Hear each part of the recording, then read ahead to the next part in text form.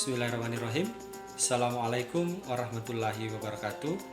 Perkenalkan, saya Ahmad Juni SPD, guru kelas 10 fase E di SMA Negeri 5 Lu Utara. Pada kali ini kita akan membahas tentang materi virus, sub pokok bahasan yaitu cara hidup dan reproduksi virus. Tujuan pembelajaran 10.1 membedakan proses replikasi virus baik itu siklus litik maupun siklus lisogenik dengan menyajikan diagram Venn.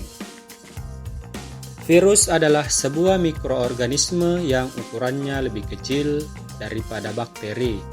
Virus merupakan mikroorganisme parasit intraselular obligat, yang artinya parasit yang dapat hidup di dalam sel hidup. Jika sel inang mati, maka virus akan mengkristal dan menjadi virion. Virion tersebut akan aktif jika sudah menginfeksi sel inang yang baru, dan bahkan virus dapat bereproduksi pada sel tersebut. Baik, setelah kita memahami cara hidup virus, kita lanjutkan cara reproduksi virus. Perkembangan virus dikenal dengan istilah replikasi, artinya memperbanyak diri. Perkembangbiakan virus dibagi menjadi dua jenis, yaitu siklus litik dan siklus lisogenik. Daur litik adalah sebuah siklus reproduksi pada virus, yang pada akhirnya akan menyebabkan kematian pada sel inang. Virus yang melakukan daur litik disebut virus virulen. Tahapan pada siklus litik, yang pertama absorpsi, yang kedua penetrasi atau infeksi, yang ketiga sintesis atau eklifase, yang keempat perakitan, dan yang terakhir adalah litik atau penghancuran. Tahapan yang pertama yaitu absorpsi. Pada tahap ini, bagian ujung ekor virus atau reseptor menempel pada calon sel inang atau dinding sel bakteri. Setelah virus menempel, virus akan melubangi dinding sel dengan enzim lisosim. Yang kedua, yaitu penetrasi atau infeksi. Pada tahap ini, asam nukleat virus DNA dan RNA disuntikan masuk ke dalam sel inang melalui penambatan lempeng ujung seperti jarum suntik. Yang diinfeksikan masuk ke dalam sel inang hanyalah asam nukleat saja, sedangkan kapsid dan yang lainnya diam di luar dinding sel dan akan terlepas jika sudah tidak dibutuhkan. Tahapan yang ketiga yaitu sintesis atau eklifase. Eklifase merupakan penghancuran DNA sel inang dan diambil alih oleh DNA atau RNA virus sehingga sel inang berhenti bekerja, dan DNA atau RNA virus menguasai sel inang. Hal ini bertujuan untuk membentuk berbagai komponen tubuh virus yang baru seperti ekor dan kapsid dengan memanfaatkan protein yang terdapat pada sel inang. Jadi, pada tahap ini terjadi pengambil alihan DNA bakteri atau inang oleh virus, dan juga terjadi pembentukan komponen-komponen tubuh virus. Tahapan yang keempat yaitu perakitan.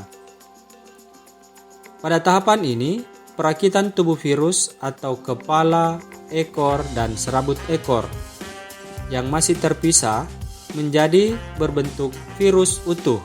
Kemudian kapsid yang utuh diisi oleh asam nukleat DNA atau RNA, sehingga pada tahap ini berhasil membentuk virus yang baru. Virus baru terbentuk berkisaran antara 100 sampai 200 ekor. Setelah virus baru terbentuk sempurna, masuklah ke tahapan selanjutnya. Tahap yang terakhir yaitu tahap lisis atau litik, yang artinya hancur. Pada tahapan ini, enzim lisosim berfungsi untuk menghancurkan atau memecahkan dinding sel inang. Jadi, Enzim lisosim di sini tidak hanya berfungsi untuk melubangi dinding sel inang saja, tetapi mampu memecahkan dinding sel inang. Pecahnya dinding sel inang diikuti oleh pelepasan virus-virus baru yang telah siap menginfeksi sel inang yang lainnya. Siklus selanjutnya yaitu daur lisogenik. Tahapan daur lisogenik hampir sama dengan daur litik.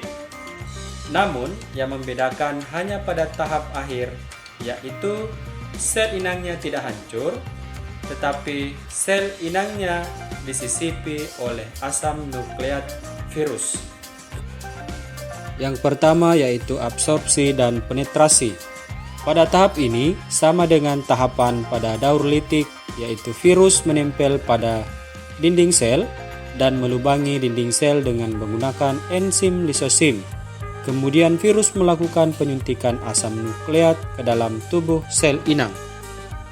Tahap yang kedua yaitu tahap penyisipan. Asam nukleat virus yang sudah masuk ke dalam sel inang akan menyisip pada asam nukleat dari sel inang. Proses penyisipan tersebut akan membentuk provirus atau bakteriofag. Sebelum terjadi pembelahan, kromosom sel inang akan mereplikasi terlebih dahulu. Tahap yang ketiga yaitu tahapan pembelahan sel inang. Pada tahap ini, sel inang yang telah disisipi DNA atau RNA dari virus kemudian menjadi provirus akan membelah diri. Provirus yang telah bereplikasi akan terbawa oleh sel anakan sehingga sel baru tersebut akan sama menjadi provirus. Siklus ini akan kembali berulang hingga banyak sel yang disisipi DNA atau RNA virus.